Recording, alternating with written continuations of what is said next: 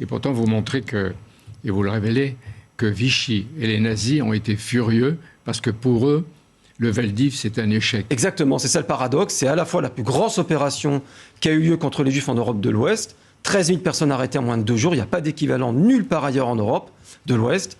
Et en même temps, c'est un échec pour les autorités, ce qui explique pourquoi Vichy va insister pour que les enfants partent tout de suite. Les enfants devaient Sans que les Allemands le demandent. Sans que les Allemands le demandent. Parce qu'il s'agit d'une part de se débarrasser d'un problème, on a 4 000 enfants sur les bras, mais surtout de l'autre, il s'agit de gonfler les chiffres d'arrestation. 13 000, c'est mieux que 9 000. C'est-à-dire qu'il fallait faire du chiffre.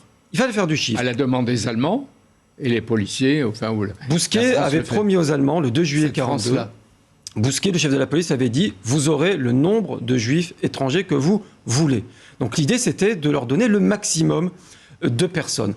Du coup, sans préserver, on le voit dans la préparation, on ne fait pas attention aux infirmes, on ne fait pas attention aux gens qui ont des services de guerre, même le maréchal Pétain aurait pu dire les gens qui ont combattu pour la France doivent être protégés, et surtout, les gens qui ont des enfants français auraient dû être préservés, puisque Vichy disait qu'il voulait juste livrer des juifs. Donc il y a eu des juifs réfugiés, puis des juifs français. Non, les enfants des juifs étrangers nés en France, à l'époque, ils sont français à titre définitif.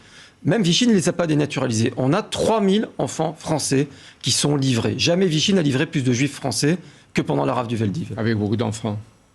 4000 enfants, dont 3000, effectivement.